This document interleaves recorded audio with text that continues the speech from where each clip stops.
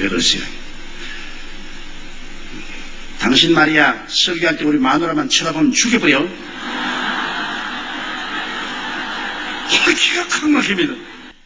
4,000명 됐어요.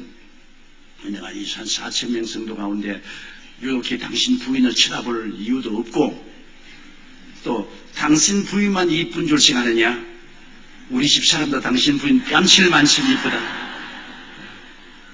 그러니까 그런 설정식에 좌우간 잔소리 말고 우리 마누라 꾀기만 하면 내가 막 칼로서 막 주먹서 찔러 죽이네. 이체증이라는 것이 이렇게 무섭구나. 그런데 이체증 덕분에 교회는 꼭 나와요. 마누라 지키려고.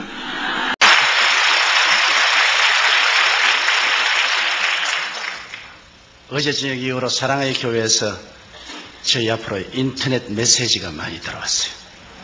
근데 그 인터넷 메시지 중 하나가 우리 오카논 목사님이 조영기 목사님을 청한다 그래서 굉장히 마음에 근심을 했다는 겁니다. 순복음교회 스타일하고 우리 교회 스타일이 다른데 조 목사님이 와서 그냥 강단에서 춤을 추고 뛰고 그렇게 하면 이 일을 어떻게 감당하나 굉장히 걱정을 했는데 첫날 예배를 드리고 난 다음 안심을 했다.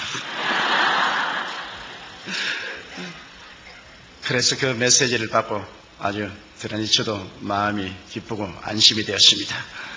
저는 원래 뛸 줄을 모르는 사람입니다. 그리고 흥분할 줄을 모르는 사람인 것입니다. 저는 조용하고 차분하기를 원하는 사람인데 왜 하나님이 저를 장로교 목사로 만들고 순복음교회 목사를 만드는지는 알 수가 없습니다. 사실은 저희 신앙 교리도 우리 순복음교회하고는 맞지가 않습니다. 나는 하나님의 절대 주권을 믿는 사람으로서 갈방주의의 예정론을 강하게 믿는 사람입니다. 그런 사람인데 왜 순복음교회 목사가 되어가지고서 성령운동을 하는지 사람으로는 알 수가 없습니다. 그러나 제가 오카논 목사님을 만날 때마다 늘 감상해서 하는 것은 오카논 목사님 같은 신분이 계심으로 성령운동과 제자 훈련 운동을 연결할 수 있는 다리를 만들어 주시다는 것입니다. 그래서 이 성령운동과 제자 훈련이 함께 손을 잡으면 한국 교회를 만세반세 위에 세우고 세계 교회를 살릴 수 있는 큰 저력이 생겨난다고 나는 확실히 믿습니다. 이를 위해서 여러분께서 꾸준히 기도를 해 주시기를 바랍니다. 오늘 저는 성령님에 관해서 말씀을 나누고자 합니다. 구약 4,000년 동안은 삼위일체 하나님 중에 성부 아버지가 정면에 나와서 일을 하셨지요. 그러나 하나님께서 구약에 약 300번 이상으로 아들 예수님을 보내주겠다고 예언하시는데 그 예언대로 2000년 전에 예수님이 삼위일체 하나님 중에 정면에 나오셔서 아들의 시대가 왔었습니다. 그러나 33년 만에 예수님께서 십자가에 죽었다가 부활하시고 일을 마치시고 승천하실 때 주님은 바톤을 삼위일체 하나님 중에 제3위인 성령께 맡기고 가셨습니다. 이제 내가 가면 성령을 보내겠다고 하시는데 오순절 날에 말씀하신 대로 성령이 임하여서 오늘날 우리가 사는 이 2000년 동안 복음시대에는 성령이 정면에 나와서 일하는 성령의 시대인 것입니다. 성령께서 오늘날 우리 가운데 임하여 계셔서 우리와 함께 계시고 일하시고 계시고 아버지도 성령님을 통해서 아들도 성령님을 통해서 일하시는 것입니다. 그러므로 성령으로 말미암지 않고는 그리스도를 주라고 할 수가 없습니다. 성령으로 말미암지 않고는 야훼 하나님을 아버지로 부를 수도 없습니다. 성령의 감동이 와야 믿게 돼요. 여러분 오늘 예수 그리스도를 믿었다는 것은 한 사람 한 사람이 모두 다 성령님의 감동을 받았기 때문에 예수를 믿게 된 것입니다. 제가 시대문에 목회할 때 하루 비가 오고 날이 바짝했는데 이 우비를 입고 머리에 비를 잔뜩 맞은 30대의 아주 세련된 여인 한 사람이 제게 신앙 상담을 왔습니다. 그분은 우리 교인도 아니에요. 그런데 우리 교회에 와서 갑자기 신앙 상담을 요구해서 그래서 신앙 상담을 하는데 누군가 보니 그때 한국은행 총재 딸이었어요. 그리고 그 남편은 우리 한국이 나온 세계적인 암 전문 의학 박사였습니다. 상복원 박사라고. 그런데 그 상 박사님이 일본 동경대학교 이과대학에서 박사학위를 받고 미국 UCLA에서 또다시 공부를 하고 뉴욕의 마운트 사이나이 유대인 병원의 의사로 있다가 이기붕씨 주치의로 초청을 받아서 왔는데 술을 너무 좋아해서 술을 많이 먹다가 중풍이 걸렸어요. 뇌수술을 하고 한쪽이 마비가 되니까 부인에 대한 이체증이 생겼습니다. 부인이 굉장한 미인이에요. 그러니까 부인이야 뭐라 자기가 이렇게 이제 반신불수가 되고 하니까 다른 남자하고 사귀게 싶어서 부인을 무시무시하게 감시하는데 뭐 부인을 살 수 없게 해요. 매일찌에까지 생선회 칼을 가지고 목에 대놓고 오늘 너 누구 만났냐고 이렇게 하니 이 사람이 무식한 사람도 아니고 세계적인 암학자고 의학 박사가 그렇게 하니 기가 막히죠. 자기는 어떻게 해야 살 수 있느냐고 아주 완전히 노이로제에 걸리게 되었다고. 친구가 여의도 순복음교회 가서 한번 목사님과 상담해보라고 해서 왔다 그래요. 그래서 제가 당신은 예수 믿는 도리밖에 없다. 하나님이 당신의 마음속에 위로와 평안을 주시기 때문에 예수를 믿고 하나님께 의지하고 하나님의 능력에 의지해서 그 남편을 감화 감동시켜라. 당신이 먼저 예수 믿고 남편을 교회로 데리고 오라고. 그랬더니만 그 다음 주일날 남편을 교회로 데리고 왔는데 남편이 아닌 게 아니라 이렇게 쩔뚝쩔뚝하면서 잘생겼어요. 대구 사람인데 아주 강한 경상도 액센트를 쓰는 사나이입니다. 그런데 예배를 피하고 난 다음에 내 사무실인데 그거 부인하고 쩔뚝쩔뚝하고 들어왔어요. 조 목사. 네, 왜 그러세요? 당신 말이야 설교할 때 우리 마누라만 쳐다보면 죽여버려. 기가 칵 막힙니다. 근데 내가 그때 우리 교인이 한 4,000명 됐어요. 내가 이 한 4,000명 성도 가운데 이렇게 당신 부인을 쳐다볼 이유도 없고 또 당신 부인만 이쁜 줄 생각하느냐? 우리 집 사람도 당신 부인 뺨칠 만큼 이쁘다. 그러니까 그런 설점식에 좌우간 잔소리 말고 우리 마누라 꾀기만 하면 내 막 칼로서 막 조목사 찔러 죽인다. 이체증이라는 것이 이렇게 무섭구나. 그런데 이체증 덕분에 교회는 꼭 나와요. 마누라 지키려고. 그 부인이 교회 나오면 꼭 따라와서 부인 옆에 딱 앉아가지고. 근데 언제나 내 정면에 앉아있기 때문에 내가 설교할 때 이렇게 설교하다가 이렇게 봐야지. 이렇게 보면 또 자기 부인 봤다고 또 야단법석을 하니까. 참 주일날 그 사람만 오면은 신경이 쓰이는데 아주 못 견디겠어요. 그런데 꼭 예배를 피하고 나면은 내 사무실에 들어옵니다. 안 들어오면 좋겠는데 꼭 들어와가지고서 하는 말이 자, 내가 멀리서 보니 당신 이마도 번질번질하고 바보같이 안 보이는데 왜 그 완전히 바보 같은 소리 하느냐? 생화학적으로 생각해봐라. 어떻게 처녀가 잉태하여 아들을 낳으며 어떻게 죽은 사람이 무덤에 들어갔다 사흘 만에 다시 부활하느냐. 피가 다 썩었는데 어떻게 부활하냐. 당신 멀리서 보면 상당히 총명도 있어 보이고 이마도 까지고 눈도 빛이 번쩍번쩍 나면서 하는데 그런 바보 같은 소리를 하는 거 보고 내가 너무나 불쌍하다. 어디 직장이 없으면 내가 직장 하나 구해줄까? 왜 그런 거짓말하고서 밥을 먹냐?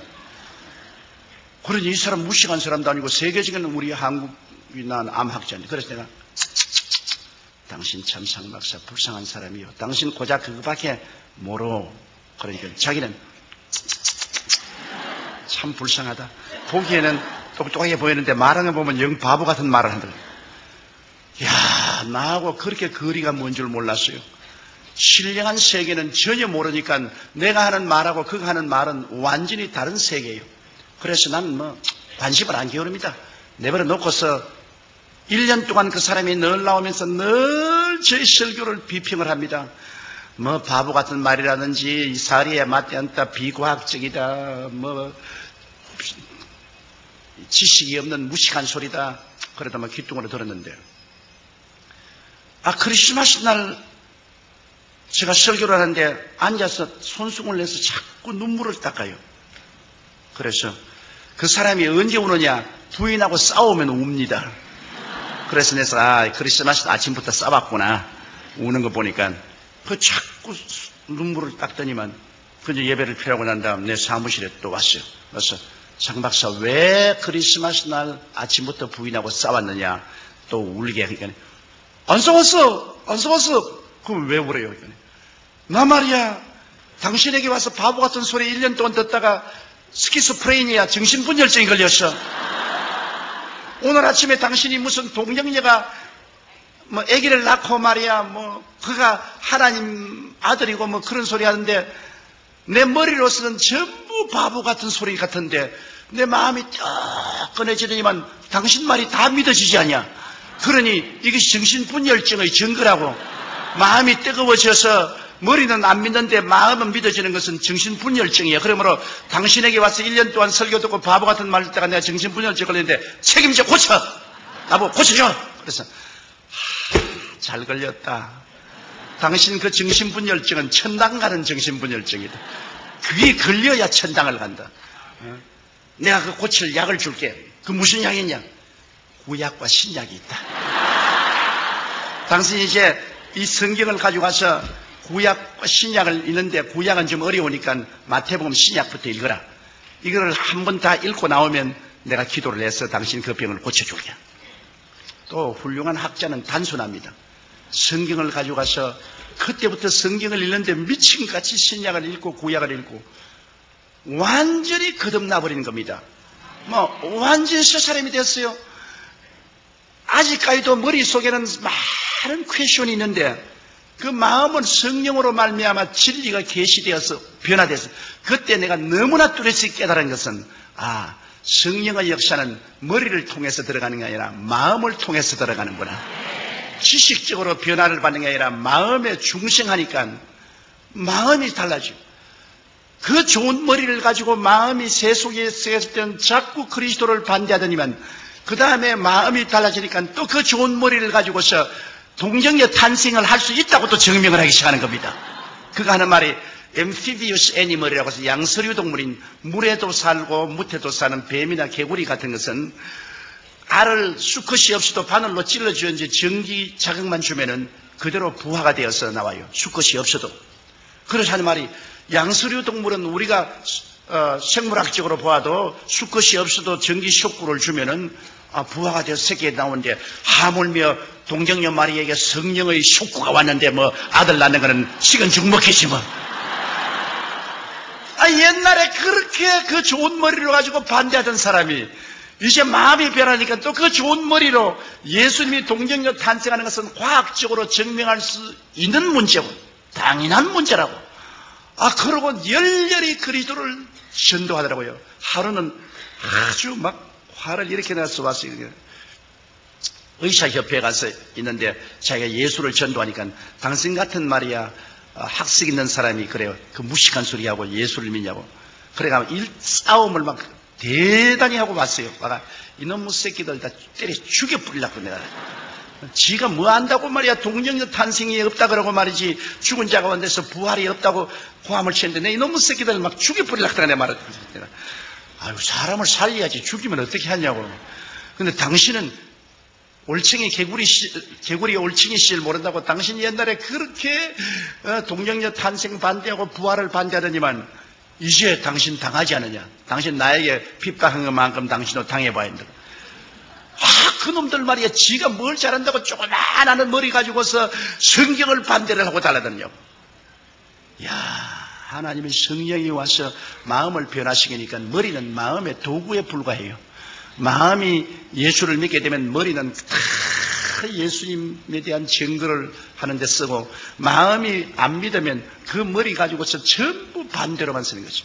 그렇기 때문에 성령으로 말미암지 않고는 예수를 주라고 할 수 없는 이유가 거기에 있는 것입니다. 성령의 감동이 오면은 마음이 문이 열리고 녹아지고 하나님의 계시가 임하심으로 예수를 하나님의 아들로 보게 되는 것입니다. 이것은 이성적으로 증명할 문제가 아닙니다. 감각적으로 증명할 문제가 아닙니다.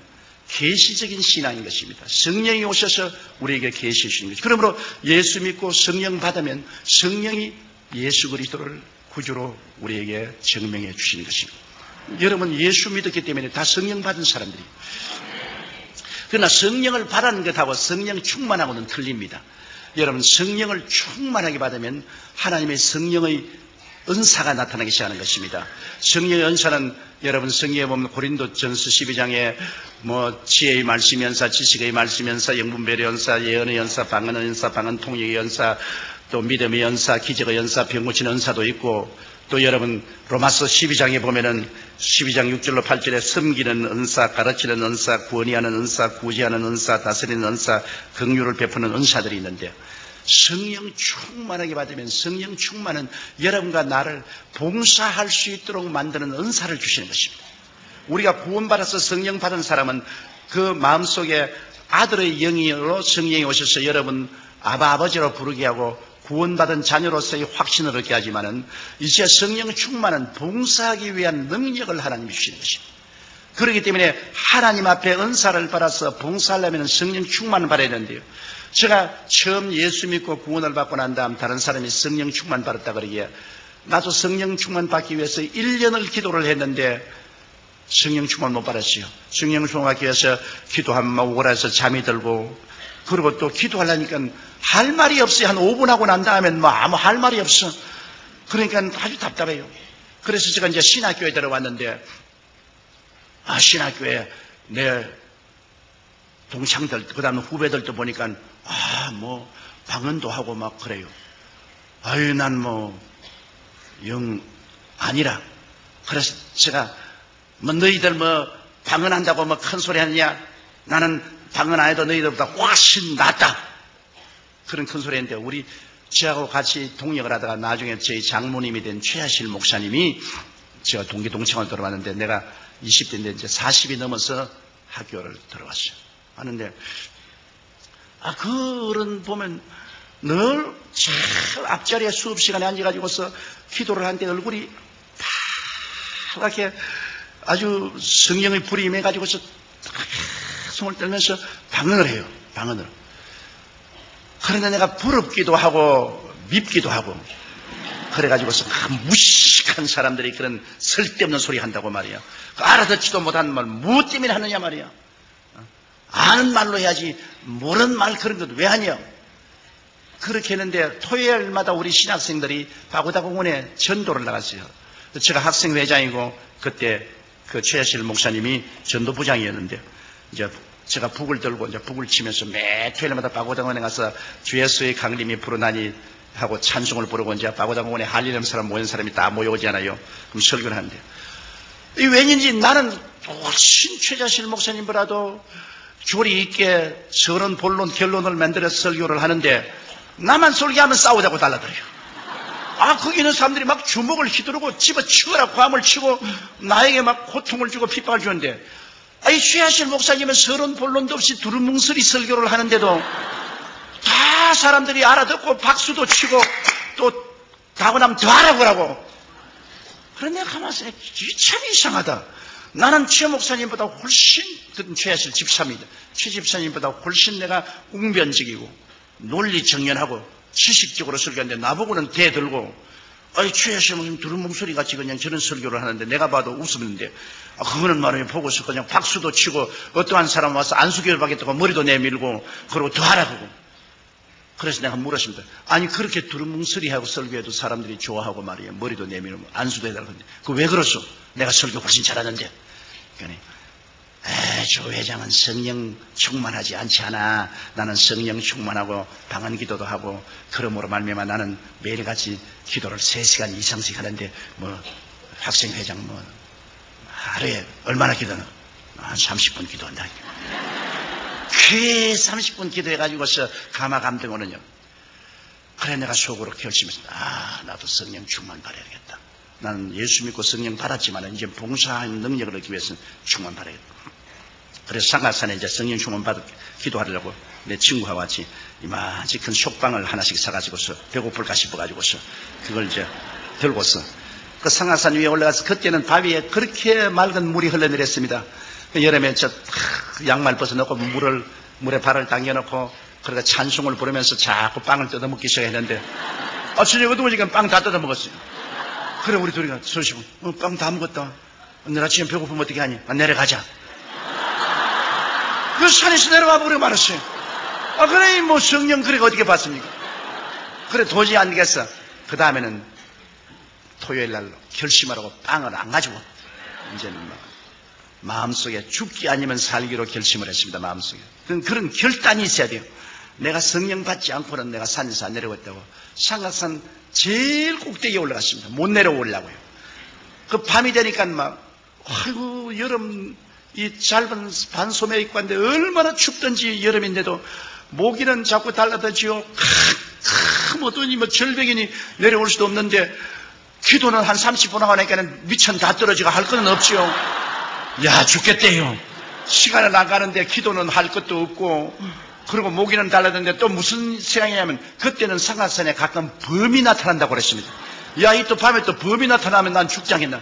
그래가 또 범하고 싸우겠다가 돌을 잔뜩 모아가지고서, 그래가 이제 돌을 손에 들고서 눈을 감으면 온 천지에 뱀이 올라오는 것 같아요.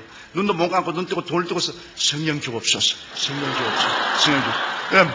범 오면 때리려고 그러셨어요. 그러니까 이거 기도도 안 되고 말이지. 나중에 밤 12시가 넘어 1시, 2시니까 허기증이 다가오고, 한기가 오고, 죽겠더라고요. 그래서, 에라, 이 판재판 사판이다. 범이 와서 물어 죽든지, 뱀이 올라와서 물려 죽든지, 난 이제 성령 안 받으면, 이거 아무것도 안 될 테니까 성령 충만히 받아야 되겠다. 그래서 돌도 다 던져버리고, 그냥 이 소나무를 끌어안고, 그때부터 제가 죄를 회개하기 시작했습니다. 일정시대에 그때는 살기 어려우기 때문에 학교 갔다 오다가 나무 외밭에 들어가서 왜 훔쳐먹은 그절까지 다 회개했다고요. 어릴 때부터 지은 죄를 다 죄를 회개하는데, 성령이 임하시니까 죄가 없는 줄 알았는데 내 죄가 그렇게 많을 수가 없어요. 온갖 과거의 죄가 다 드러나기 때문에 그 죄를 그냥 눈물로 회개하고, 그 다음에는 힘이 생겨서 고함을 치는데 외마디 소리로 하나님이여 성령 충만히 달라고, 나같이 20대에 세상에 물 안 들고 주의 사업으로 돌아온 사람에게는 성령 안 주고 40이 넘어 죄는 다 지은 최입사 같은 사람에게는 성령 주고 하나님 불공평하다고. 나는 오늘 성령 안 주면 나는 이제는 신학교도 다 집어치워버리고 이제 목회도 안 하겠다고. 그리고 고함을 치는데 배창자가 끊어질 것 같아요. 아마 해산하는 고통이란 그런 거예요. 배창자가 끊어질 것 같아요. 그러니까 나는 기도를 하고 있는데 내 입에서 다른 말을 하고 있어요. 나는 분명히 한국말로 기도하고 있는데 입에서는 방언으로 말을 하고 있어요. 방언으로. 그리고 온몸이 불덩어리가 되고 성령이 충만해요. 그래, 그때 그 성령 충만의 체험을 하고 난 다음부터 신학교를 졸업하고 제가 불광동에 개척을 갔는데 방언을 하니까 하루에 5시간 기도를 할 수 있어요. 아는 말로 기도하다가 또 방언으로 기도하다가 아는 말로 기도하다가 이제는 기도를 많이 할 수 있어요. 전에는 30분 기도하면 기도할 것이 없는데 성령께서 오시니까 도와서 아는 말로 기도하다가 또 미천 떨어지면 또 방언으로 기도하고 또 방언으로 한참 기도하다가 또 아는 말이 생각나면 또 아는 말로 기도하고, 그래서 불광동에서 제가 목회할 때 하루에 5시간 이상씩 기도를 했습니다. 물론 할 일도 없고 교인이 5명이니까 할 일도 없이 5명 매일같이 신방도 할 수도 없고, 그러니까 천막교에 앉아가지고 하루에 5시간씩 기도를 합니다. 5시간 기도하면 온몸이 불덩어리 같아요. 그리고 강단에 일어서서 설교를 하려고 하면 마치 공중에 떠있는 것 같아요. 그러니까 그때부터 하나님께서 기사와 이적을 허락해 주시더라고요. 제가 제일 처음 놀라운 기적을 체험한 것은 그 천막 옆에 토담집을 지어놓고 이렇게 있는데 저녁 12시가 돼서 아무래도 이 천막에 가서 기도해야 된다고, 추운 겨울인데 천막에 나오니까 청년들이 몇 사람 와서 철야 기도를 하고 있는데 누가 나 덩어리를 턱 들이니까 거지가 하나 와서 아주 초라하게 이은 거지가 하나 와서 덩어리를 턱 들면서 선생님이 이 교회 목사입니까? 그래서 난 목사가 아니고 전도사라고. 그러니까 나 기도 좀 해주시겠어. 그러니까 안진뱅이에요. 당신 어떻게 왔을까? 내가 서울역에서 이 구걸을 하고 있는데 어떤 사람이 지나가면서 하는 말이, 너 저 불광동에 천막교회 찾아가면 그 전도사가 하나 있는데 그 사람이 병자회에서 기도하면 병이 낫는다 하더라. 너 팔자를 고칠 수 있으니까 한번 가보라. 그래서 하루 종일 버스 저 기사들에게 사정을 해서 아침에 출발한 것이 밤 12시가 넘어가지고서 왔는데 이렇게 안진뱅이가 돼가지고서 손에다가 송곳 같은 거 가지고서 이렇게 끌고서 와요. 무릎에는 이렇게 고무를 대가지고서 이렇게 끌고 이렇게. 그래 아주 몸이 얼음장 같고 그렇더라고요. 그래서 내가 그 전도사인데 아유 날 좀 살려주십시오. 나는 안진뱅이가 돼서 이렇게 이게 얻어먹기도 너무나 고통스럽고 그래서 내가 이건 내가 겁이 나기 때문에 야 너 예수 안 믿는 사람은 아무 기도해도 소용이 없다 그래. 변명하려고 그러니까 믿겠습니다. 그것도 믿겠습니까? 또 할 수 없이 예수께로 인도했어. 인도하고 난 다음에 그 몸에다 손을 얹고 기도하려니까 내 믿음이 하나도 없이 다 날아가 버린 거라. 한 방울도 내 마음에 믿음이 안 들었어. 기도도 안 나와요. 왜냐? 이런 사람이 어떻게 낫노 말이야. 완전히 보니까 이 다리가 둘이가 말라가지고서 나무 같아요. 이 지팽이 같아요. 무릎 밑에는 지팽이 같아요. 근데 나는 그런 거 낫는 것도 못 봤고 성경에 금과 은은 내게 없어 내게 있는 것으로 내게 주지 나사렛 예수 이름으로 일어나라는 그 말만 내가 기억이 나서 에라 한번 써먹어야 되겠다고. 그래서 아무래도 내 느낌도 없겠어. 탁 일어나가 나를 쳐다보라.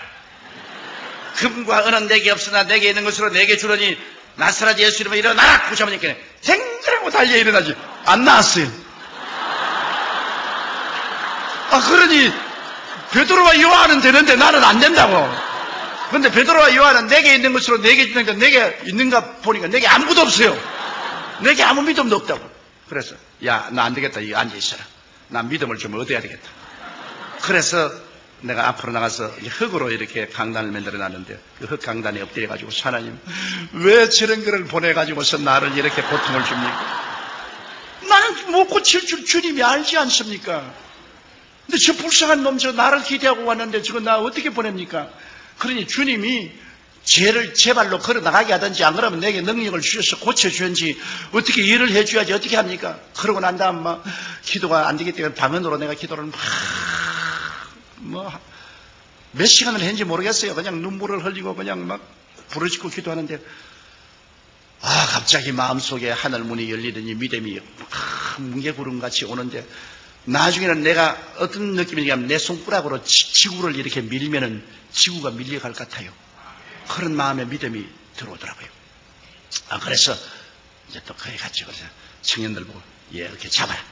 그러고 난 다음에 무릎을 잡고서 아무리 하나님 고쳐달라고 기도해도 안 될 것 같아요. 그래서 에라까지건 산수 갑산에 갈지라도 이렇게 해봐야 되겠다. 내가 무릎 위에 올라섰어요. 올라서 예수 이름으로 나라고 확 꿀려버리니까 뼈가 쭉쭉 크더니만 와이고 목사가 사람 잡는다.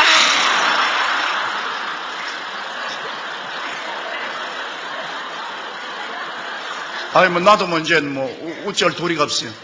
그래가지고서 이놈을 잡아서 탁 일으키니까 두 다리가 부러져가지고서 덜렁덜렁 하더라고요. 참 기고 그러니까 그 청년들이 다 놀래가 다 달아났는데 말이죠. 왜냐하면 동참지 안 지으려고 엄마가 과음치고 울고 아이고 내 죽는다고 그럽니다. 그래 내가 예수 이름으로 명하느니 그러라고 해서 내가 확 밀어제껴버리고 눈을 탁 가렸다.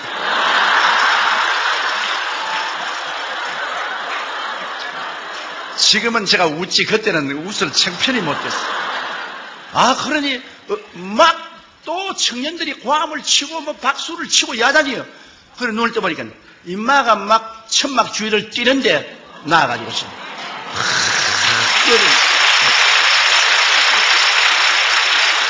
그래서 내 평생에 처음 기적을 보고 이게 꿈인지 생신지 내가 알 수가 없어요.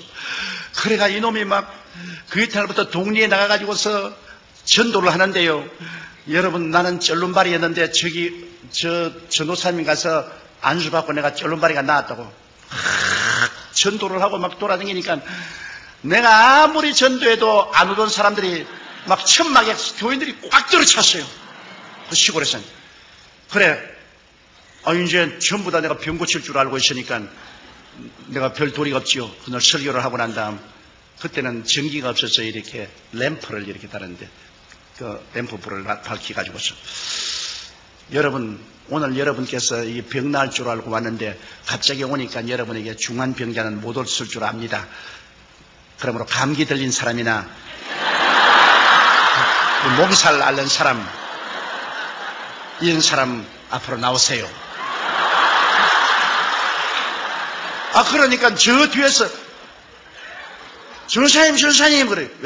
왜요? 여기 내가 태어날 때 벙어리 된 처녀 둘 데리고 왔는데 그래. 이를 어떻게 감당하는지 진짜 이제 큰일 났어요. 태어날 때부터 기머리 되고 벙어리 된 걸 갖다가 내가 어떻게 고치냐. 자, 그래도 못한다 할 수는 없고, 에라, 이것도 또 이판 저판이다. 그래, 막 아랫도리가 팍 떨리는데, 속으로 데려와. 근데 하나는 키가 크고 삐쩍 마른 처녀하고 하나는 키가 적고 통통한 둘이를 되는데, 둘이도 왜 왔는지 모르고 두리번 하고 있어요. 그럼 내가, 어디서 데리고 왔니까, 줄눈바리가 나왔다고 그러고 또 오늘 집회 있다고 그러게 내가 가서 이 기머거리 벙어리들이 모여 사는 곳에 가서 둘이를 데리고 왔다 그래요. 내가 막 쥐어받고 싶습니다. 오늘 막 개꾸 머리 아픈 사람이나 감기 들린 사람만 왔으면 그거 무시한데 그건 나은지 안 나은지 모르잖아요. 그러니까 만수만 해주면 오케이 되는데, 이거는 정말 기머거리 벙어리고 이거는 고치할 도리가 없잖아요. 그럼 모든 사람들이 기대를 하고 쳐다보는데 이제 안 할 수도 없고, 그러니까 내가 주님, 내 위치를 한번 바꿔놓고 생각해 봐 주십시오. 주님이 내 자리에 섰더라면 어떻겠습니까, 주님? 내가 지금 죽을 징해입니다. 이제 이랬다가 이게 안 나는 날이면 천막 걷어치우고 이제 거짓말쟁이가 돼서 이제 쫓겨나가야 될 치인데 주님께서 어쩐지 살려주시고 나는 어떻게 기도할지를 모르니까 주님이여 계시를 좀 주십시오. 계시를. 그래도 계시고 아무것도 안 보여요. 그냥 주님께서 계시 줄 줄 알고 눈을 딱 감는데 그냥 개똥벌레만 왔다 갔다 하셔서 그냥 아무 계시도 안 보여요.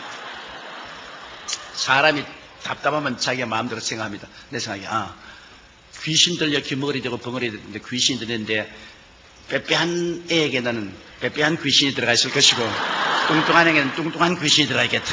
빼빼한 귀신 쫓아내는 게 뚱뚱한 귀신 쫓아내는 것보다 쉽겠다 생각했어. 그래서 너 빼빼한 거 너 나오라.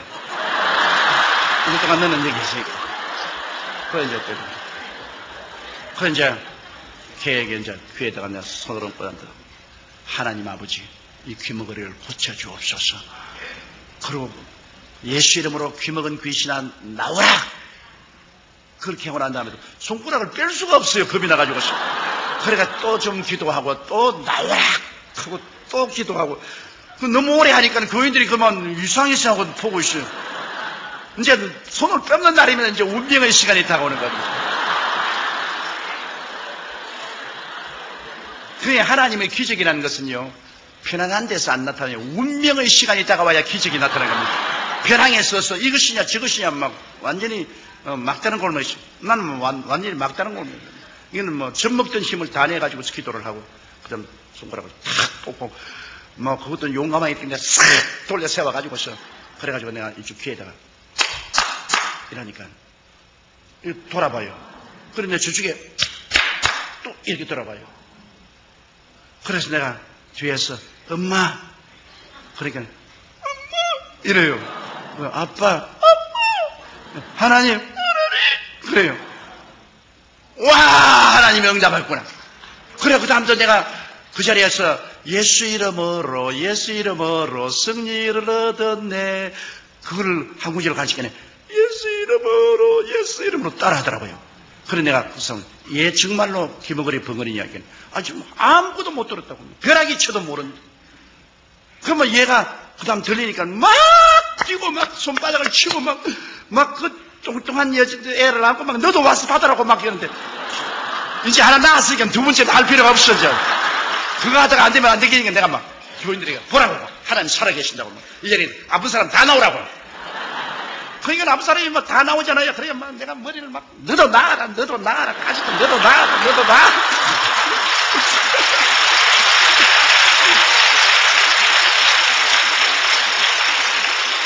그래가 내가 솔직히 말해서 팔자에 없는 신유의 주의 종이 됐다고요.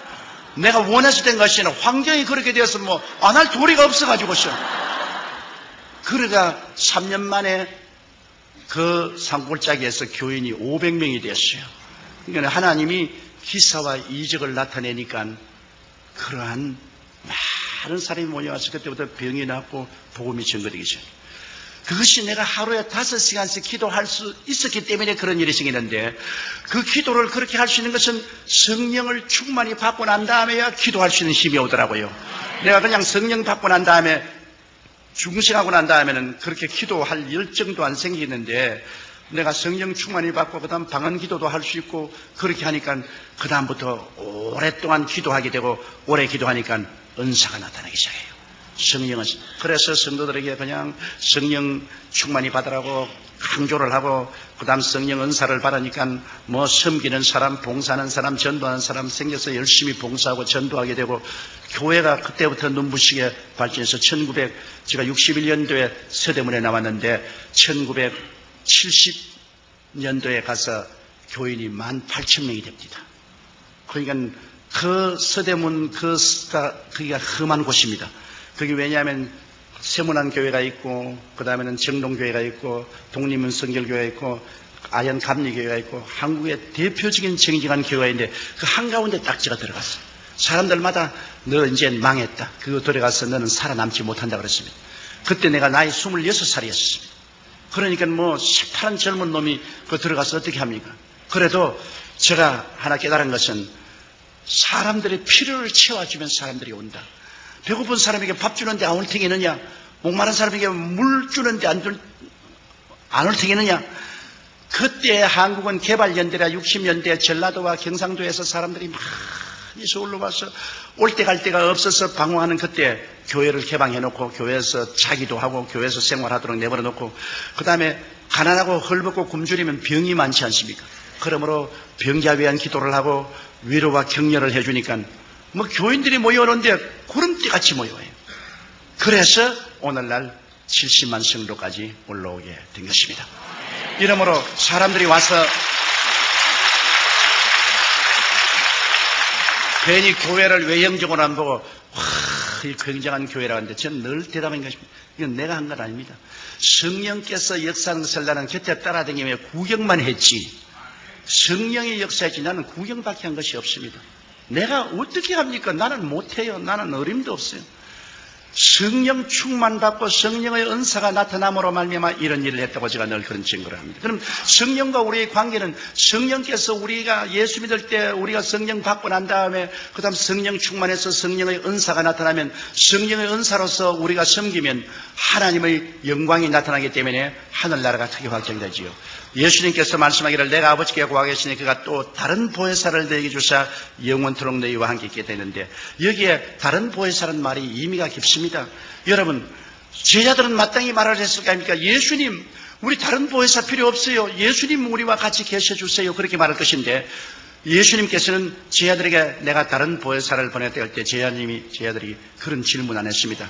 이 다르다는 말이 헬라어에 두 가지가 있는데요, 알로스라는 말이 있고 헤테로스라는 말이 있습니다. 보혜사라는 것은 파라클레토스인데, 알로스 파라클레토스하고 헤테로스 파라클레토스가 있는데, 예수님이 말씀하시는 것은 알로스 파라클레토스라는 말을 썼습니다. 알로스라는 말은 똑같은 것 중에 하나입니다. 두 개가 뭐 똑같아요. 같은 모양이고 같은 무게고 뭐 같은 형식이고 똑같은데 둘 중에 하나 다른 거 할 때 알로스라 씁니다. 그런데 헤테로스는 전혀 다른 겁니다. 이 마이크하고 이 강단은 완전히 다르죠. 이거 할 때는 헤테로스라는 말을 씁니다. 그런데 예수님께서 나는 처음 보혜사인데 내가 가면 아버지께 구해서 알로스 파라클레토스를 보낸다. 나와 전혀 같다. 내가 하나님이냐? 그도 하나님이다. 내가 사랑하냐? 그도 사랑한다. 내가 병을 고치느냐? 그도 고친다. 내가 귀신 쫓아내느냐? 그도 쫓아낸다. 내가 하나님 아버지를 나타내느냐? 그도 나타낸다. 전혀 똑같은 것. 그래서 이 알로스 파라클레토스는 성령 오시면 예수 오신 것과 같고, 또 예수님 계시면 성령 오신 것과 같고 전혀 같은 것 중에 둘 중에 하나는 알로스는 말했습니다. 그래서 예수님께서 내가 가면 아버지께 구하 계시니 나와 똑같은 다른 보혜사라고 했다. 그러므로 성령이 오시면 예수님이 하신 일을 꼭 그대로 할 수밖에 없습니다. 여러분, 주님께서는 말씀하기를 내가 가면 나를 믿는 자에게는 나보다 더 큰 일도 행하겠다고 했는데 예수님과 알로스로 꼭 같으니까 예수님께서 사역하신 그 사역을 성령께서 그대로 반복을 하시는 것입니다. 그것을 우리가 꼭 알아야 돼요. 그래서 오늘 성령 시대에는 예수님 시대에 하던 일은 다 지나갔다고 생각하면 안 되는 것입니다. 예수님 시대에 구원하던 사역은 오늘날도 계속되고 예수님 시대에 귀신 쫓아내는 사역도 오늘날 예수 이름으로 그대로 되고 예수 이름으로 병자를 고치는 사역도 그대로 이루어지고 예수 이름으로 변화를 가져오는 것도 성령이 그대로 하는 것입니다. 성령 오심은 바로 예수님 오심과 꼭 같은 것입니다. 그런데 여기에 보혜사란 말이 의미가 상당히 깊습니다. 보혜사란 말은 영어로는 컴포터, 위로자라고 말하고 한국은 보혜사라고 하는데 원래는 헬라의 법정에서 사용하는 말인 것입니다. 파라클레토스라고. 그것을 설명하기 위해서 제가 하나의 간단한 예를 하나 만들면 어떤 큰 부잣집 아들이 있었는데 아버지가 굉장한 부자예요. 그러나 그 아들은 좀 머리가 둔해서 이 행정 능력이 없어요. 그런데 아버지가 세상을 떨면서 그 많은 부동산과 동산을 다 이 아들에게 상속을 주었습니다. 그런데 이 아들이 친구를 사귀었는데 그 친구는 굉장히 머리가 좋고 웅변이고 능력이 많은 친구지만은 가난뱅이에요. 아무것도 없어요. 그런데 그 친구가 이 부잣집 아들에게 와서 뭐라고 말하냐면 자네가 그렇게 많은 동산도 가지고 부동산도 가지고 있는데 자네 이거 어떻게 다 격리 관리할 줄 모르지 않느냐? 나에게 부동산도 넘겨주고 동산도 다 넘겨주면 내가 너에게 돈 필요할 때 돈 해주고 이거 다 이식을 취하고 재산을 늘려줄 테니까 내게 다 맡겨라. 두려워하지 마라. 내 너하고 같은 친구 아니냐? 그래서 이 사람이 인감도장도 주고 뭐 부동산 등기 서류도 주고 돈도 다 맡겨줬습니다. 얼마 있지 않으니까 이 사람이 자기 온 식구를 다 데리고 술에 싣고서 집으로 돌아왔어. 그 왕하니까 야 임마 나가. 합법적으로 이 집도 내 집이고 이 땅도 내 땅이고 너희 부동산 동산도 다 내 거다. 네가 내게 넘겨줬지 않느냐?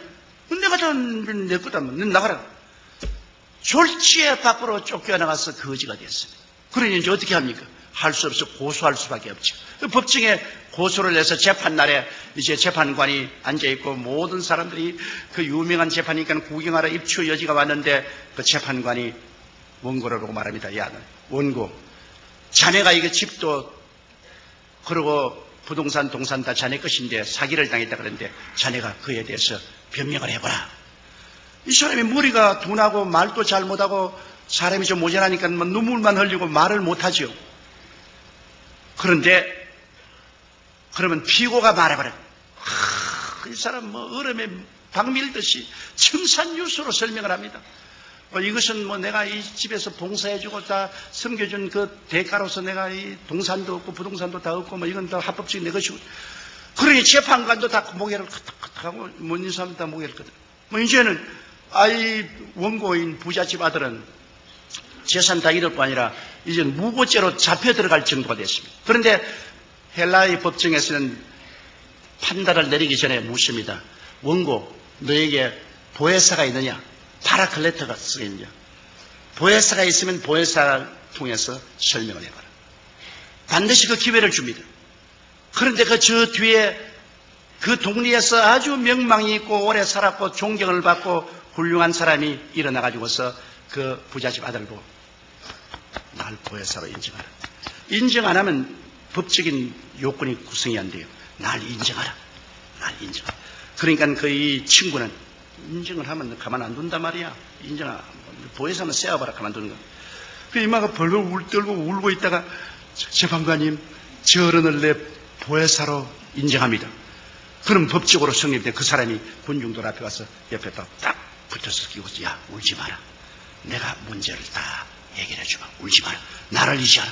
이 사람은 막 그냥 그 보혜사에게 팍 의지합니다. 그러니까 보혜사가 일어나가지고 재판은 각하 내가 오랫동안 이 동네에 살아서 이 부잣집 사정도 알고 이 젊은이 사정 아는데 이게 다 젊은이가 꾸민 사기라고 그 정명을 두고 아주 참 유치하게 모든 것을 설명을 하니까 재판관도 뭐 모든 것이 다 밝혀지고 모든 사람들이 저런 나쁜 놈이 있나. 그러니까 재판관이 판결 내리기를 이 부동산과 동산을 모두 다 이 원고에게 돌려주라. 그리고 이 사기꾼은 당장 체포해서 감옥에 넣어라. 그렇게 될 때 이 파라클레토스 바로 보혜사가 이 사람을 살려준 것입니다. 그러면 성경에 보면 예수님께서 다른 보혜사를 보내겠다는데 예수님은 첫 보혜사고 성경은 두 번째 보혜사인데요. 왜 우리에게 보혜사가 필요합니까? 아담과 하와가 에덴 동산에서 나쁜 친구를 사귀었어요. 원래 하늘과 땅과 세계의 모든 영광은 사람에게 준 것인데 아담과 하와가 이 세상의 임금으로서 아담과 하와에게 준 것인데 아담과 하와가 나쁜 친구인 뱀을 사귀었어요. 뱀의 게임에 넘어가서 다 넘겨주었습니다. 누가복음에 보세요. 사탄이 와서 예수께 말하기를 너가 내게 절하면 이것 천하 영광을 내게 주리니 이는 내게 넘겨준 것이라고 했습니다. 아담과 하와가 게임을 받아서 다 넘겨줬어요. 그때로부터 시작해서 마귀는 아담과 하와 그 후손들을 도적질하고 죽이고 멸망시키는 일을 해서 온갖 고통과 괴로움을 우리가 다 당했습니다. 누가 우리를 건져냅니까? 우리는 이제 완전히 이 마귀에게 포로가 되어가지고서 옴짝을 못해요. 그래서 우리를 구원하기 위해서 오신 보혜사가 예수님이신 것입니다. 예수님이 우리를 도우기 위해서 오셔서 하나님 앞에서 우리의 모든 죄를 대신 다 짊어지고 십자가에 못 박여서 죄를 다 하나님 앞에서 청산했죠. 하나님이 예수 그리스도를 통해서 우리 죄를 용서하는데 보세요. 우리가 인정해야 보혜사가 됩니다. 오늘 예수님이 온 인류를 위해서 십자가에 못 박여 몸치고 피 흘렸지만은 믿는 자만이 구원을 받을 수 있지 믿지 않으면 효과가 없습니다. 예수님을 나의 구주로 인정하면 그때로부터 예수님의 십자가의 보혈의 공로가 다 내 것이 되는 것입니다. 내가 용서와 의와 영광을 얻게 되는 것입니다. 그래서 예수님이 십자가에서 우리를 위해서 하나님 앞에서 잃어버린 것을 도로 다 청산하고 내가 다 이루었다 했을 때 주님께서는 죄를 다 용서하시고 마귀와 세상을 이기시고 질병을 주님께서 청산하시고 저주를 다 주님께서 제하시고 사망과 음부를 이기시고 주님께서 부활하시면서 하는 말이 이제 내가 또 다른 보혜사를 보내겠다. 나와 똑같은 그러나 너를 돕기 위한 보혜사를 보내겠다. 그가 오면은 이제 너를 도와주어서 너를 내가 십자가에 못 박여 피 흘려서 값주고 산 것을 내가 소유하게 만들어주겠다. 그래서 예수님이 가시고 난 다음에 오순절 날에 다른 보혜사 성령이 임하시게 된 것입니다. 그러므로 이 성령께서 이제 임하셔서 성령께서는 우리 주 예수 그리스도의 이룩하신 모든 것을 우리가 취할 수 있도록 하는 것입니다. 사람들은 생각하기를 다른 보혜사 같으면 예수님 그대로 계시지 또 예수님 똑같은 닮은 다른 보혜사를 보낼 리가 어디냐 했는데 예수님은 몸을 가지고 오시기 때문에 동시에 온 세계에 있을 수가 없어요. 예수님은 한 곳에 팔레스타인에 밖에 있을 수가 없어요. 그러나 성령이 오시면 성령은 하기오 푸니우마토스라고 거룩한 바람같이 바람은 어느 곳에나 있지 않아요. 바람처럼 모든 곳에 계시기 때문에 예수님은 한 곳에밖에 없지만 성령은 온 천하에 같이 있습니다. 또 예수님은 모든 사람이 소유할 수 없어요. 예수님 주위에는 큰 군중이 있고 그 다음에는 70인의 제자, 그 다음에 12제자, 그 다음에 베드로와 야고보와 요한 세자. 예수님의 가슴에 머리를 기댄 사람은 요한밖에 없어요. 그러나 이제 성령이 오시면은 모든 사람이 다 성령으로 충만할 수가 있는 것입니다. 그러므로 모든 사람에게 보혜사가 있을 수가 있어요. 제가 불광동에서 목회할 때는 농부 부인이 내게 와서 이런 질문을 했습니다. 전사님 아무리 생각해도 전사님 말씀이 나는 실감이 안 갑니다. 왜냐하면 예수님은 한 분인데 어떻게 모든 사람 가슴 속에 다 왔다고 하랍니까? 그 무성이 어머니랬는데 나는 우리 무성이 아빠하고 같이 사는데 우리 신랑은 하나뿐인데 우리 무성이 아빠가 모든 여자들의 신랑은 될 수 없지 않아요. 그런데 왜 예수님이 모든 사람이 신랑이 다 된다고 합니까? 예수님은 한 분뿐인데. 그래서 내가 무성이 엄마 그거 잘 몰라요. 무성이 엄마 집에서 교회까지 올 때 논둑을 걸어서 오지요. 그런데 논에 물이 가득할 때 달밤에 보면은 논에 무엇이 보입니까? 달이 보이죠. 김씨 눈에도 달이 있고, 박씨 눈에도 달이 있고, 석씨 눈에도 달이 있고, 윗동네 우물에도 달이 있고, 아랫동네 우물에도 달이 있고, 달이 있잖아요. 그래요. 물이 없으면 달이 없는데 물이 있으면 달이 다 그 안에 있잖아요.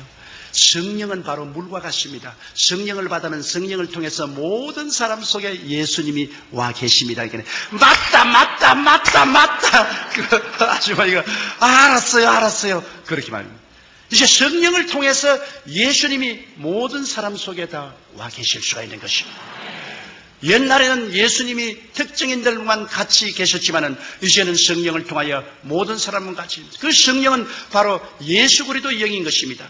그리스도와 똑같은 알로스 파라클레토스 돕는 자로서 예수님과 똑같은 사역을 같이 하기 때문에 나를 믿는 자는 내가 한 일을 저도 행할 것이요 이보다 더 큰 것도 하리니 내가 아버지께로 감이라.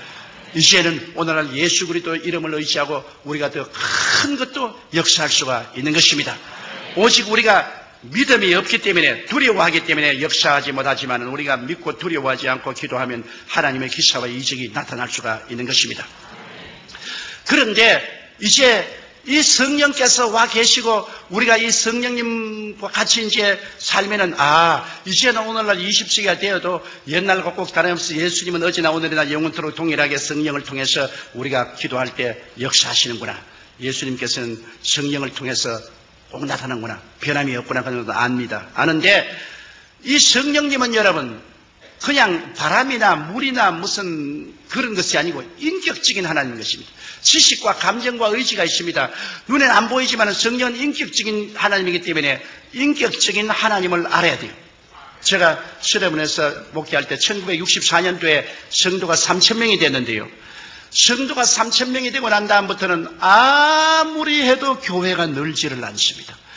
나의 목표는 그때 영락교회가 6,000명이기 때문에 영락교회에 많지면 교회가 돼야 되겠다. 그래서 우리 서대문에서 교회를 지을 때 영락교회에 가서 내가 자로 재었습니다.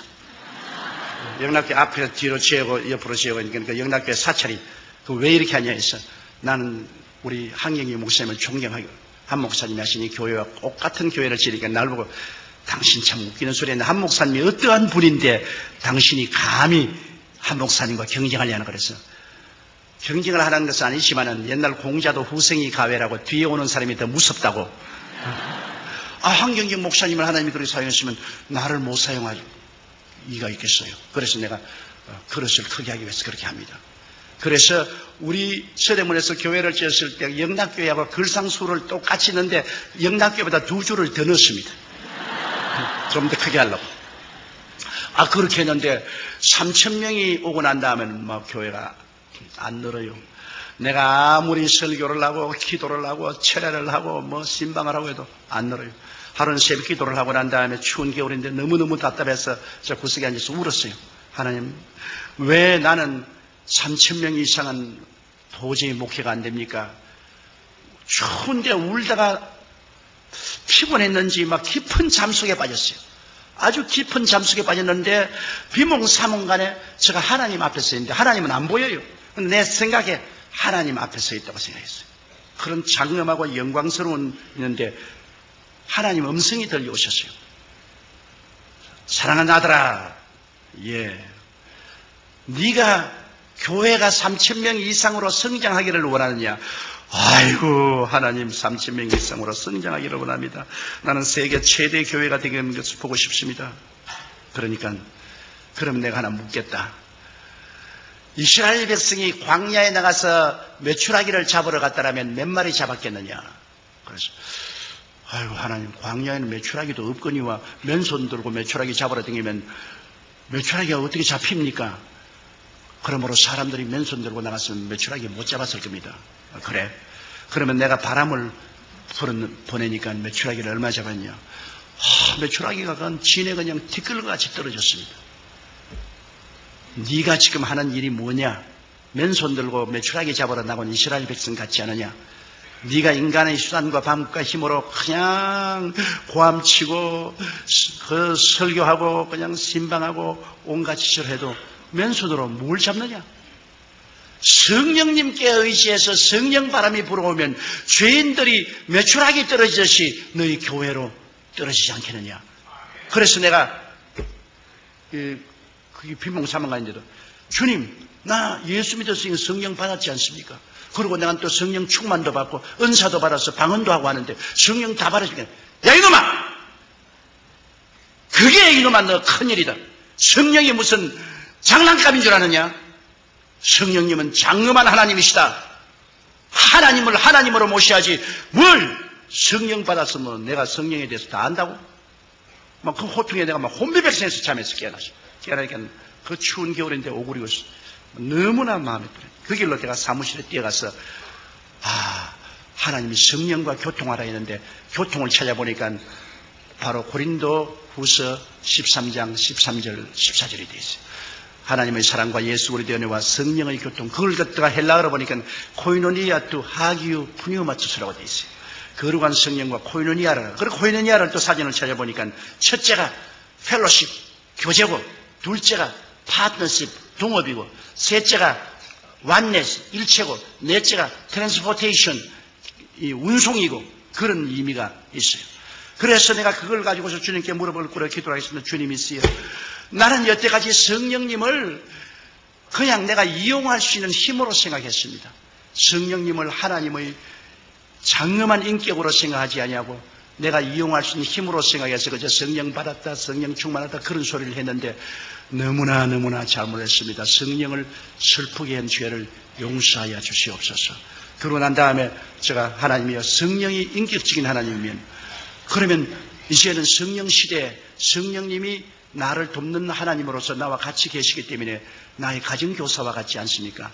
이러므로 제가 성령님을 인격적으로 모시겠습니다. 그날 물어볼 거리가 성령님을 인정합니다. 환영합니다. 모시드립니다. 오늘부터 의지합니다. 그러고 난 다음에 아침에 일어나면 제가 성령님 오늘 참 좋은 날입니다. 오늘 성령님과 저와 더불어 예수 그리스도의 은혜와 아버지의 사랑을 힘껏 전하게 해 주시옵소서. 그리고 설교를 짓기 전에 성령 보혜사시여 나에게 하나님의 계시를 주어서 진리의 말씀을 깨달아 알게 하여 주시옵소서. 또 설교하러 나가기 전에는 성령님이여 나를 도와서 기름 부어주시고 성령님의 능력으로 설교하게 해 주시옵소서. 그래서 성령님 나갑시다. 강단에서 일어날 때마다 성령님 나갑시다. 또 해외에 가면 성령님 또 외국어도 잘 아니까 나는 이제 Let's go dear Holy Spirit, Let's go 그러면서 그때부터 성령님과 펠로십 교통을 하기 시작했습니다. 내가 성령님을 인정하고 환영하고 모시드리고 의지했습니다. 늘 매일같이 제가 수십 분 수백 분 말하는 것은 성령님 인정합니다. 환영합니다. 모시드립니다. 의지합니다. 성령님 나와 같이 하여 주시옵소서. 성령님 나를 붙들어 주시면 나는 아무것도 못합니다. 그리고 설교가 난 다음 보혜사 성령님이 기름 부으셔서 우리 주 예수 그리스도의 복음을 전할 수 있게 해주신 것을 감사합니다. 성령의 교통. 그 다음에는 파트너십, 동업입니다. 하나님 사업을 하는데 이제는 성령님이 주수꾼의 주인이 되시고 나의 선배 동업자가 되시고 나는 성령님을 따라가는 후배입니다. 여러분께서 우리 성경에 보면은 사도행전 13장에 바울과 바나바와 여러 사람이 모여서 금식 기도할 때 성령이 말하기를 내가 시키는 일을 위하여 바울과 바나바를 따로 세우라 했지 않습니까? 하나님의 복음 사업은 성령님의 일입니다. 성령님이 주수꾼의 주인이에요. 내가 시키는 일이라고 했습니다. 1인칭 대명사를 썼습니다. 그러므로 하나님의 사업은 지금 성령님이 주인입니다. 예수님께서 주수꾼의 주인에게 기도해서 많이 추수할 일꾼을 보라고 했는데 바로 성령님이 주수꾼의 주인인 것입니다. 그리고 우리는 일꾼입니다. 주수꾼의 주인 앞에 따라다니는 일꾼이 무슨 큰 소리 하겠습니까? 그래서 그때부터 무슨 일이 있어도 성령님이 아버지 하나님과 우리 주 예수 그리스도의 뜻을 쫓아 나를 인도하여 주시옵소서. 내게 가르쳐 주시옵소서. 성령님 내게 가르쳐 주시옵소서. 그렇게 기도를 하기 시작했는데 하나님 성령께서 너는 목회를 할 거 아니라 온 천하 만국에 나가서 복음을 전가하라. 그 하루 내가 기도를 하는데 갑자기 마음에 성령의 감동이 생겨가지고서 툭툭 일어섰어요. 쓰고 내가 두 손을 이렇게 펼치게 됐는데 이렇게 펼치고서 교회 주위를 픽 한 바퀴 돌았어요. 나도 왜 그런지 몰라요. 그러고 기도하니까 네가 장차 은빛 날개를 타고 온 천하 만국에 가면서 복음을 전가할 테니 지금부터 영어를 공부하라 그러시더라고요.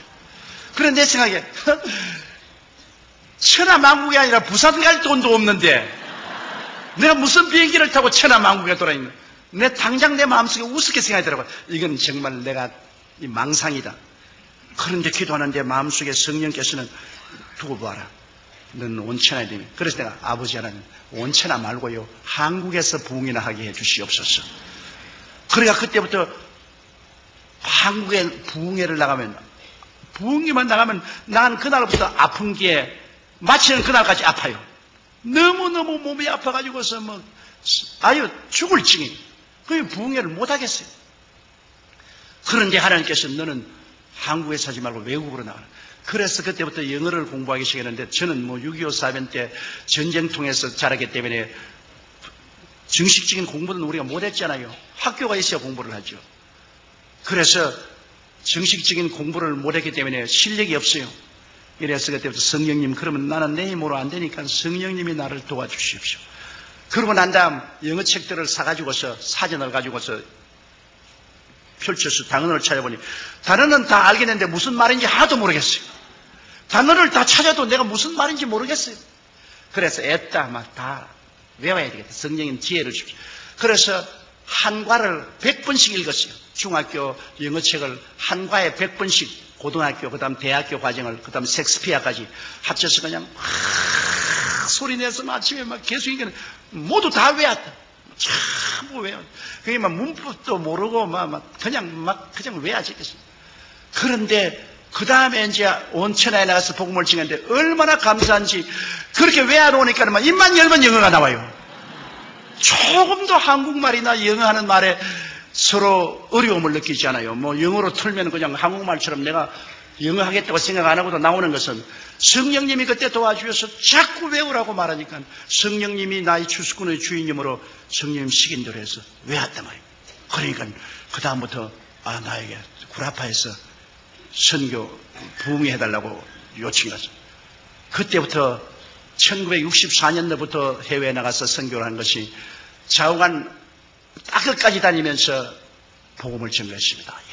여러 나라에 여러 환경에 가서 복음을 전가하고 많이 모일 때는 200만 명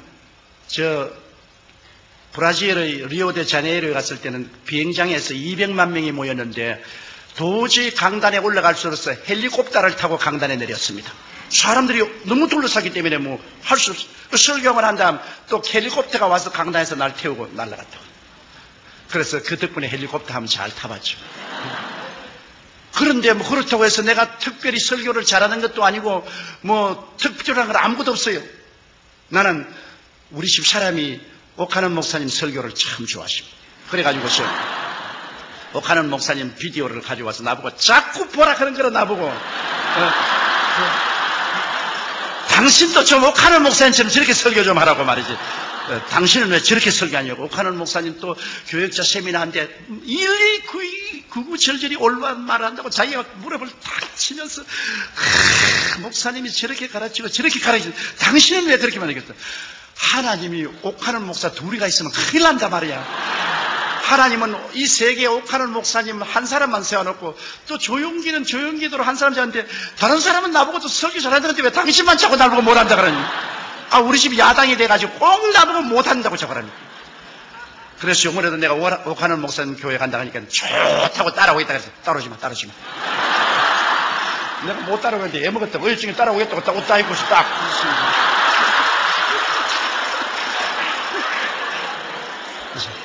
아이, 따르지 마라.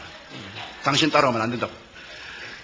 하나님께서 좌우간 성령으로 말미암아 한 사람은 이렇게 사용하고 다른 사람은 은사를 주시게 사용하는데 그래서 저는 교회도 70만이 된 것 왜 되는지 몰라요.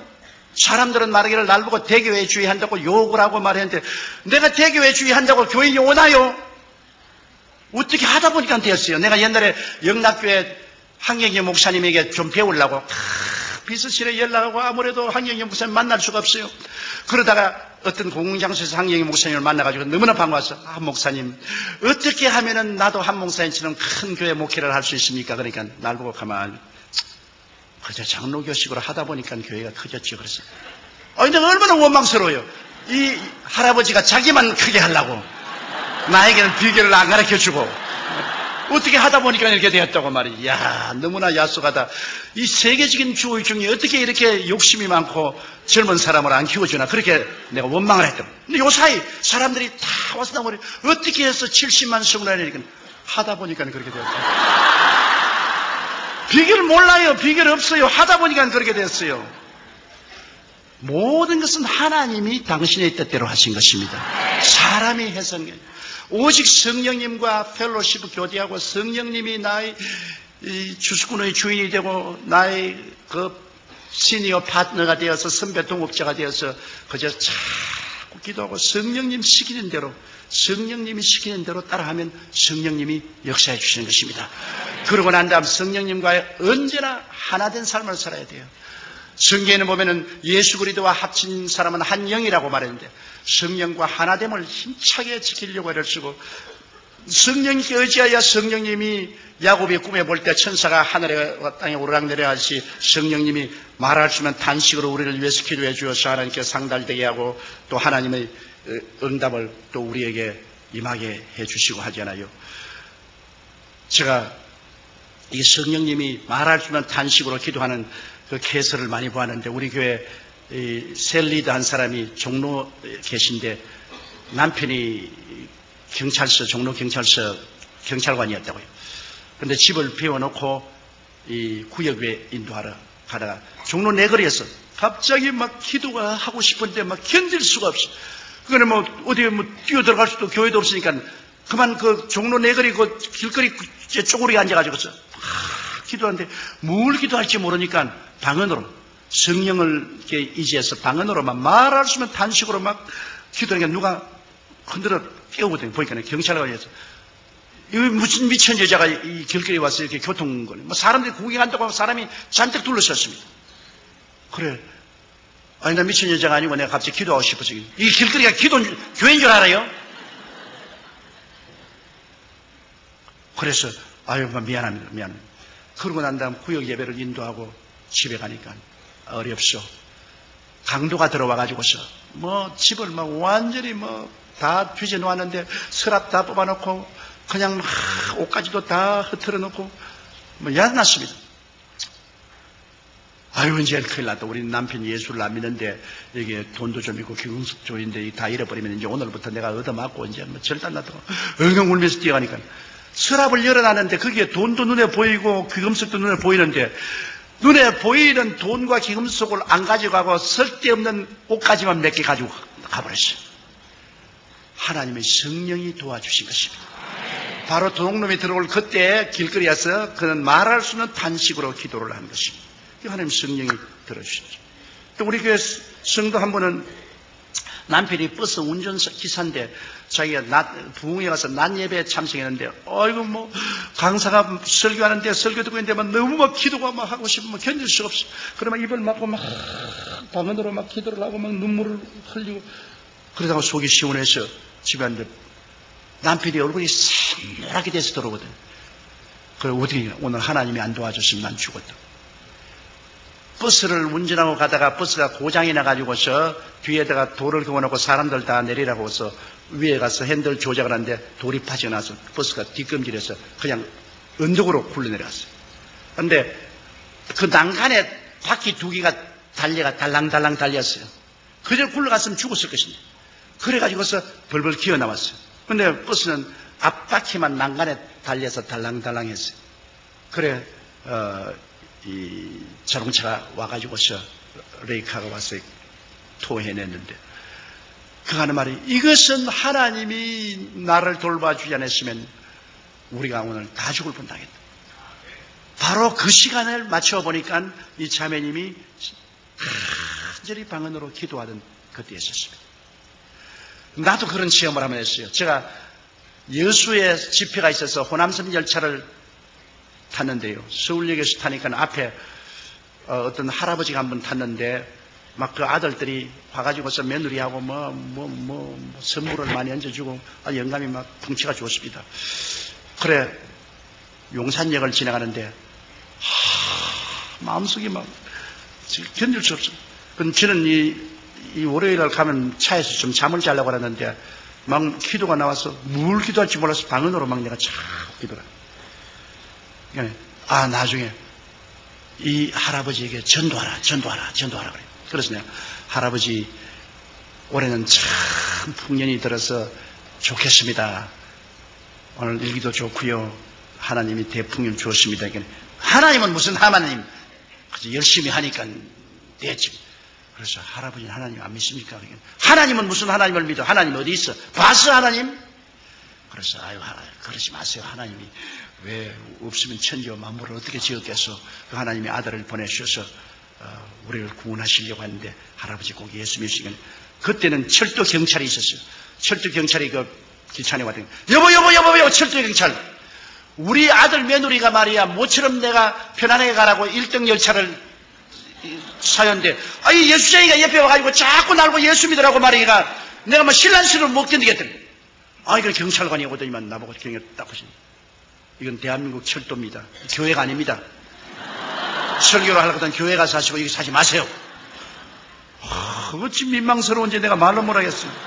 그래서 에라만 니는 지옥 가든 말든 내가 상관할 게 뭐냐고 내가 눈 감고 하니 또 방언 기도가 자꾸 나오는 겁니다. 그래서 그래 또 손에서 방언으로 막 기도하니까 급기야 내 마음속에 입에서 무슨 말이냐면 이 영감 1시간 이내로 죽는다 그래요. 궁금한데 그러니까 내가 불시간에 영감님 지금 예수 안 믿으면 1시간 이내에 죽어요. 90분을 그러니까 영감이 웃더니만 정말 예수쟁이 미쳤다 그지 미쳤네. 내 나이 아직까지 이제 겨우 환갑 지냈는데 아직까지 나 건강에 자신 있어. 그러지만은 진로 소주를 2병을 사가지고서 그러지 말고 나하고 화해하자. 그러면서 진로 소주 1병을 내게 주고 1병을 제가 따라와서 주면서 그래서 우리 진로 소주 같이 먹고 화해하자. 그랬어요. 나는 더 좋은 소주가 있습니다. 그러니까. 그럼 그 소주 있으면 나하고 좀 일찍 나눠 먹으려고 했는데 할아버지가 안 먹으려고 하잖아요. 그 소주가 뭐냐 그래. 예수 소주요. 그러니까 아이고 또 예수쟁이 또 예수 얘기한다 그래. 할아버지 그러지 마세요. 내가 보기에는 할아버지 꼭 구원받아야 됩니다. 그러니까 나 구원받으려면은 아직까지도 내가 젊으니까 내가 10년이나 20년 후에 내가 예수 믿을 수도 있으니까 지금 나보고 괴롭히지만 그럼 또 내 경찰 또 부르겠다 그래.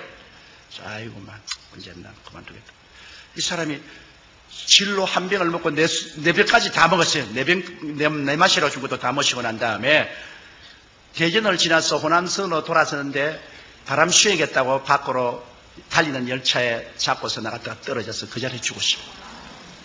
갑자기 사람들이 와가지고서 진보다리를 찾고 그 다음에 경찰이 와가지고 당신하고 아까 입성강한 그 영감을 아느냐 그 어떻게 되느냐 나는 모른다고. 그 다음에 내가 잠이 들었는데 영감이 언제 술 먹고 나가지고 떨어지는데 모른다. 이 사람이 그냥 떨어져서 바퀴로 들어가서 직살했어요. 그래서 하나님의 성령의 인도는 꼭 따라야 된다는 것을 내주셨습니다. 그날 내가 좀 더 강제로라도 그냥 전도할 걸 가지고서 막 강제로 안 했더니만 진짜로 1시간 이내에 이 사람이 세상을 떴어요. 이게 성령과 동업하면은 성령이 그 희한한 일을 하시는 것입니다. 제가 신학교를 이제 졸업을 하는데 그때는 신학교 졸업하면 교단에서 돈을 대주는 사람도 없고 아무것도 없으니까 전부 다 올 때 갈 데가 없어요. 거의 고아들이에요. 그래서 강단에 모여가지고서 전부 울면서 어찌할 줄 모르고 기도를 하는데 하루 저녁에 이제 참 졸업생들이 모여서 기도를 막 하고 있는데 우리 최야실 집사님은 저 앞에서 기도하고 있고 난 뒤에서 기도하는데 내가 방언이 자꾸 나와요. 그래 방언이 나오다가 그 다음 방언 통역이 나와요. 하면서 앞으로 가서 저 최야실 집사님에게 기도해 주라고. 최야실 집사님은 그때까지도 자가용 타고 신학교 왔어요. 부자였어요. 그 샤틀 회사 사장이고 나는 슬픈 놈은 거지인데 무슨 거지가 가서 부자에게 기도해 줍니까? 그래 안 하려고 그러는데 방언 통역에 최야실 목사님에서 기도해 주라고. 그래 나가 집사님 내가 기도하는데 최 집사님에서 기도해 주라고 그러는데요. 그러니까 널 쳐다보니 기도해 주세요. 그래요. 그래 내가 머리에 써놓고 간절히 기도를 하니까 방언이 또 나오더니만 또 방언 통역이 나와요. 뭐라고 하냐면 좋은 말이 나오면 좋은데 당신 신학교 졸업받고 난 다음에 남편에게 이혼당할 거예요. 남편이 당신을 버리고 다른 여자하고 결혼하고 이혼당할 거예요. 당신은 굉장히 생활에 고통을 당할 거예요. 그러고 난 다음에 이제 그 다음 장면이 기가 막힌 장면입니다. 지금 안수하고 있는 이 사람이 당신 사위가 될 거예요. 아유, 뭐, 이건 내가 절단 강성이 났습니다. 이건 이제 또 이제 거지 같은 놈이 말이야, 장가가려고. 난 그 집 딸이 있는 줄도 내가 몰랐는데. 내가 뭐 얼마나 당황한데. 그런데도 막 계속해서 말이 나온 거예요. 그리고 날고 가는 말이, 이 당신이 사회해야 될 이 사람은, 군대에 가서 거의 죽은 사람에 대해서 제대에 나올 거예요. 그러고 난 다음에 당신 딸하고 결혼해서 함께 목회할 거죠. 그러니까 딱 이제 손을 떨치더라고요. 우리 최 집사님이요. 그러면서 날 보고서 별난 사람 다 봤네. 그러더라고요. 그러니 내가 먼저 안질부절이요. 그래서 내가 하나님께 나서 하나님, 나 그런 그 꿈에도 생각하는데 왜 그런 말이 나오야 합니까? 사탄아 물러가라. 사탄아 물러가라. 이놈의 내가 사람이 재수가 없으려니까 희한한 기도 하니 사탄아 물러가라. 사탄아 물러가라. 그런 저 속으로 사탄 아니다. 두고 봐라. 그래가지고서 학교 졸업하고 나는 이제 미국으로 유학을 가야 되겠다 싶어서 선교사 집에 가서 머물면서 선교사들에게 한국어를 가르치고 있었어요. 근데 우리 최 집사님이 저 불광동에 가서 고아원 한다고 애들하고 교회 세운다고 한다 그래요. 그 이야기를 듣고 내가 한번 구경하러 갔습니다. 구경하러 가니까 세상에 거지도 그런 거지가 없어요. 왜 이렇게 되지가 남편에게 이혼을 당했다 그래요. 남편이 네가 주의 종이 될 것이냐, 안 그러면 나하고 댄스 같이 차고 이렇게 살 것이냐. 난 주의 종이 되겠네. 그럼 막 이혼해서 재산 다 뺏기고 거지가 돼가 애들하고 그곳에 가서 있어요. 그래 참 내가 참 보기가 너무 안 됐어요. 그래서 내가 미국 가기 전에 여기 와서 내가 좀 설교를 하고 도와줘야 되겠다고. 그래서 설교를 해주고 같이 도와주는데 교인이 자꾸 모여오잖아요. 자꾸 모여오고. 그래가지고서 내가 이제 미국 가려고 하는데 교인이 한 300명 되니까 교인들이 들고 이래서 미국을 왜 갔냐고 말이야. 우리 가난한 사람 버리고 말이야. 자기 혼자 출세하려고 하냐고 말이지. 막 울고 불고 고함치고 해가 미국에 못 갔죠. 그래서 교인 한 300명이 돼가지고서 제가 1959년도에 육군 2등병으로 논산에 갔어요. 그 논산에 가서 훈련을 받는데 내가 몸이 약해요. 제가 폐병으로도 고생했고 심장도 약해서 뛰지를 못해요. 근데 그때는 뺏고 돈 없으면 제대도 안 되고 아무것도 안 돼요. 그래가 그 훈련을 참 기가 막히게 된 훈련을 받고 난 다음에 그 다음에 또 배속을 어디 받았냐? 정보 부대에 배속을 받아서 북한에 갔다 오라는 겁니다. 아주 무서운데 그냥 배속을 받아가. 그래가 고된 훈련을 받았어요. 낙하산 타고 떨어지는 것하고 요격 훈련하는 거하고 무슨 훈련을 받고 얼마 안 있으면 나도 떠나야 되는데 내가 하루 저녁에 중무장을 하고 철조망에 서서 울었습니다. 하나님, 나는 사람을 못 죽여요. 주의 종이 어떻게 사람을 죽입니까? 그럼 난 총을 쏠 수 없어요. 하나님, 날 좀 살려주시오. 근데 얼마나 배가 털고 아픈지 내가 견딜 수가 없어요. 가서 아침에 거의 죽게 돼요. 그 부대 군인관이 와서 이거 죽겠다고. 그래가 이 수도 육군병원에 탈창이 됐어요. 8시간 수술을 했습니다. 8시간 수술을 해서 겨우 살았는데 수상가상으로 또 폐렴이 걸려가지고서 그 다음에는 이제는 이 사람 죽었다고 해서 부대에서 다 전역해주고. 그래서 제가 거기에서 저 대전 63병원에 가서 그곳에서 수련을 하고 거기서 제대를 하고 입영 제대를 하고 나왔어요. 나와가지고서 창자를 많이 잘라내기 때문에 제일 처음에 나왔으면 이래 서 있으면 이렇게 돼요. 그래 걸음을 걸 때 이러거든요. 그래서 내가 제대하고 나와가 하나님, 나는 이제 10,000가지 병신입니다. 폐병에다가 심장 나쁘던 데가 창자까지 잘라가지고서 이제 난 완전 만신창인데 이거 안 되겠습니다. 기도를 하고 기도하니까 뻣뻣하게 서져요. 그래가지고서 이 창자를 자르고 난 다음에 어떤 일이냐, 하루에 화장실을 한 10번 가야 돼요. 그것도 얼마나 괴로운지 모르겠어요. 그래서 그것도 기도를 많이 하고 했는데, 또 설상가상으로 신장결핵이 걸렸네요. 신장결핵이 걸리니까 이제는 영 이제 죽겠어요. 그는 15분마다 한 번씩 화장실에 뛰어가야 됩니다. 그러니까 설교를 할 수가 없어요. 강당에 서 있으면 오줌통이 터지는 겁니다. 그러니까 이제 할 수 없어요. 우리 최하실 목사님이 도와주어서 삿발을 차요. 이제 오늘 목사님이 내 도로 다 이야기 다 합니다. 다른 데서 내 이야기 안 하는데 왜 하는지 모르겠어요. 그 삿발을 차요. 15분마다 한 번씩 오줌을 놓으니까. 그 삿발을 차고서 그냥 설교하면서 오줌을 놓아버린 거예요, 그냥. 그럼 어떤 데는 보면 이 신 속에 오줌이 가득해요, 그냥. 그게 우리 교인들은 모르지요. 교인들이 알리면 큰일 나지요. 그러니까 그래가지고 와서 내 사무실에 들어와서 또 삿발 갈아치우고 6번씩 설교를 하는데 그렇게 하면서 설교를 했어요. 이게 죽기 아니면 살기. 그래서 한 번은 제가 헝가리의 부다페스트에 가서 설교를 하는데 또 그날 외국인 앞에서 이제 또 제가 이 삿발을 많이 가지고 댕겨요. 근데 삿발을 또 하려고 하니까 하나님 성령께서 야 임마야 얼마나 믿음이 없게 임마 삿발을 하고 돌아다니나 이런 애도 아닌데 하나님 그럼 왜 안 고쳐주십니까? 네가 결사적으로 기도를 해야지. 그렇게 결사적으로 기도 안 하고 희미하게 기도하면 어떻게 하냐? 그래 내가 그때 결사적으로 하는 게 하나님 그러면 하나님이 난 돌이킬 수 없는 강입니다. 나는 이제 죽기 아니면 살기로 그냥 삽 안 하고 그냥 하나님이 안 고쳐주면 강단에서 그냥 노박 오줌 살 테니까 그냥 하나님 알아서 하이소 그렇게 했는데 밤에 꿈을 꾸는데 꿈에 하나님께서 앞에 오는데 하나님은 안 보여 있는데요. 하나님이 오셨다 그래요.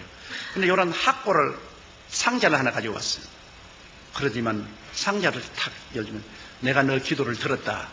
그래서 상자에서 뭐가 이렇게 나오니까 아주 이쁜 신장이 하나 나와요.